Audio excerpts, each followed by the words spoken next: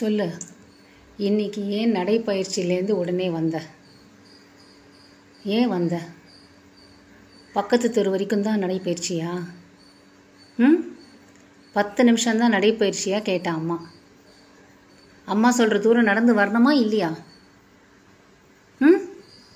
நடந்து வரணுமா இல்லையா? நீ பாட்டுக்கு திரும்பி வர, போகிறோம் போகிறோன்ற.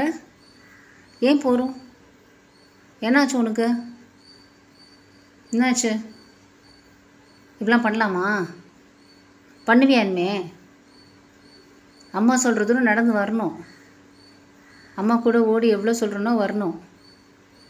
அப்போலாம் வந்தால் தான் மொட்டை மாடியில் போய் விளையாட முடியும், இல்லைன்னா விளையாட முடியாது. புரிஞ்சிச்சா? சரி, முத்தம் கொடு.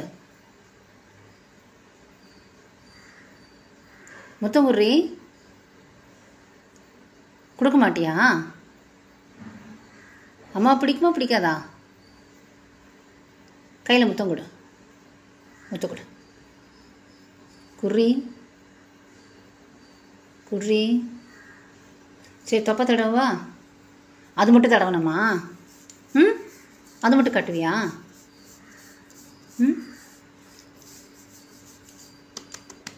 சரி, முத்தம் கொடு. கொடு. அப்போ தொப்பை தடவ மாட்டேன். கொடு. குட்ரி. அவ்வளோ கோவமா உனக்கு?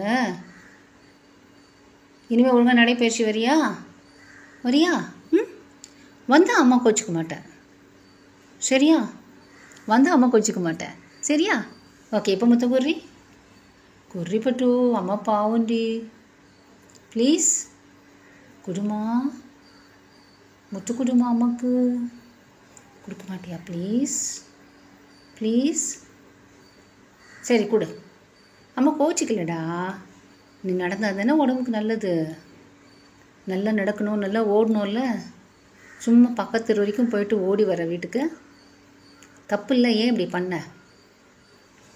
இனிமேல் பண்ண மாட்டேல்ல? சரி, வா, கை கொடு. முத்தம் கொடு.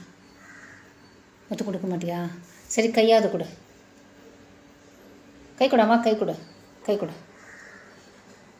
கையை கொடுக்க மாட்டியா? சரி, நான் போய் மொட்டை மாடிக்கு போகிறேன்.